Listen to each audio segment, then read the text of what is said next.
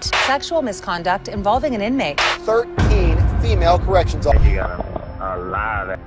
He helped 2 convicted killers escape from a maximum security prison.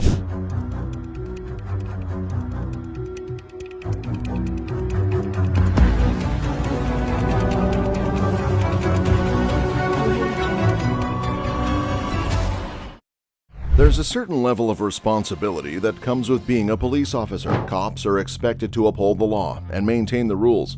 But in today's video, we'll be taking a look at some female cops who broke the rules and got into intimate relationships with inmates.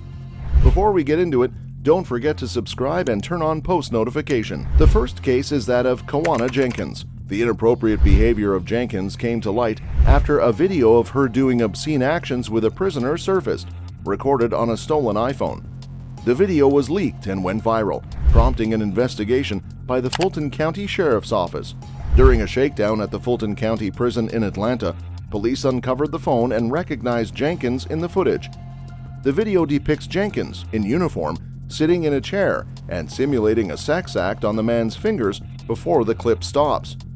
Jenkins' relationship with the inmate was deemed improper and abusive, as it violated multiple laws and regulations regarding the conduct of correctional officers and the treatment of prisoners.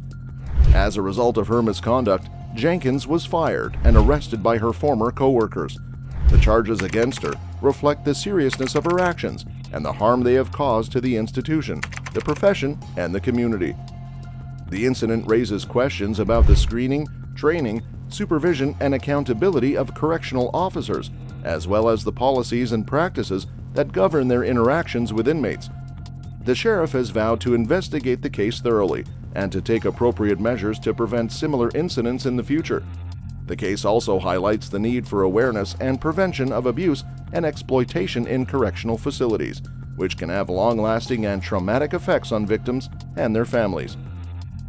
The case of Joyce Mitchell is mind-blowing for some reasons, one of which is how she could agree to flee with extremely dangerous inmates, Sweat and Matt, and help them collect items including guns, ammunition, camping gear, and a compass.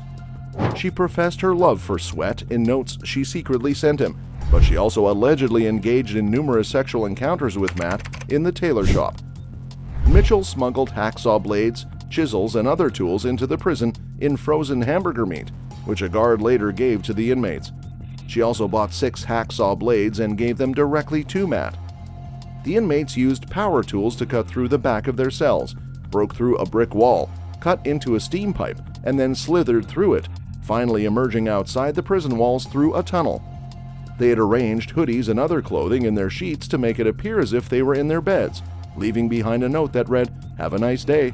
Mitchell had planned to meet the inmates on the outskirts of the prison with a getaway car, but she got cold feet and didn't show, forcing the escapees to regroup. At her sentencing in 2015, Mitchell told the judge, "If I could take it all back, I would. This is by far the worst mistake I have ever made in my life. I live with regret every day and will for the rest of my life," Mitchell said. The June 2015 manhunt came to an end when Matt was shot and killed by authorities, and Sweat was shot and apprehended.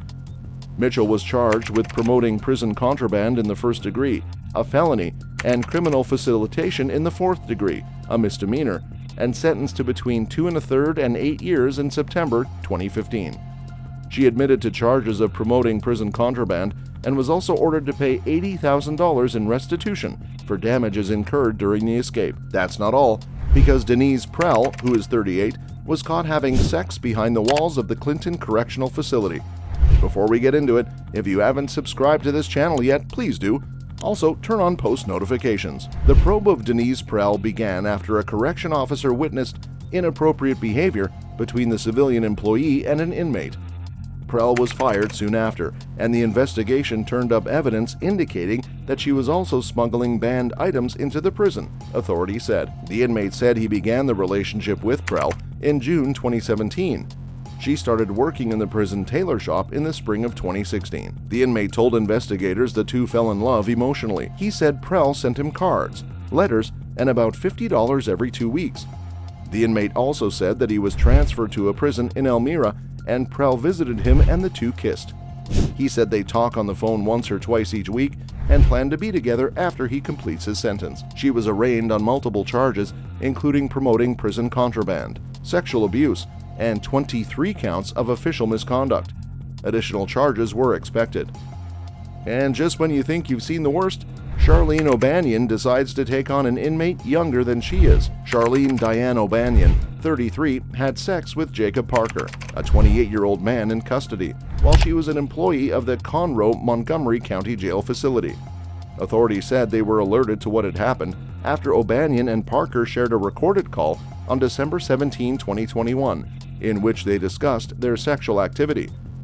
During an interview, Montgomery County Sheriff's Office authorities said O'Banion confessed to having oral sex with Parker on November 17, 2021, in an area that was out of sight in the jail.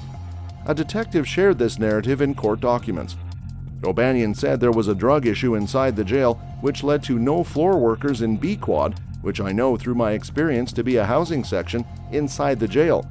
O'Banion said since there were no floor workers, jail staff would take volunteers from another housing unit to perform cleaning duties in B Quad. O'Banion said she went to an area out of sight inside of the Montgomery County Jail with Parker, and the two kissed.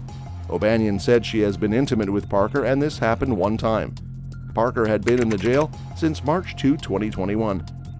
The next story will blow your mind, as Fresno County Correctional Officer Tina Gonzalez, who is 27, did the weirdest thing you can ever think about. She cut a hole in her uniform to make having intercourse with the inmates at the jail easier. The sheriff's office began to investigate after staff members were tipped off that a county jail inmate with a cell phone was said to be in a sexual relationship with the officer. Gonzalez pleaded no contest to a felony count of sexual activity by a detention facility employee with a consenting confined adult, a felony count of possession of drugs or an alcoholic beverage in a jail facility, and a misdemeanor count of possession of a cellular device with intent to deliver to an inmate.